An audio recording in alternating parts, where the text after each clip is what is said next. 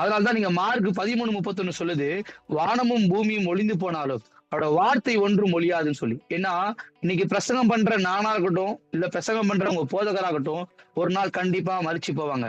ஆனா அவங்க பேசுற வார்த்தை ஒரு நாளும் அழிஞ்சு போகாது.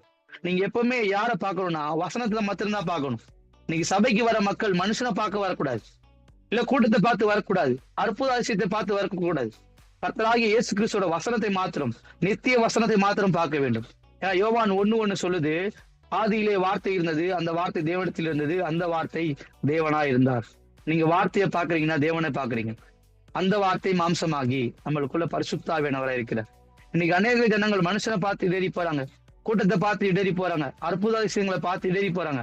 ஒரு கிறிஸ்தவ அற்புத விஷயத்தை மாத்திரம் பார்த்து அவங்க கிறிஸ்தவன் சொல்ல முடியாது. ஆனா இன்னைக்கு ஜனங்க என்ன ஆயிட்டாங்கன்னா அற்புதத்தை பார்த்து அதிசயத்தை பார்த்து வர கூட்டங்கள் தான் அதிகம்.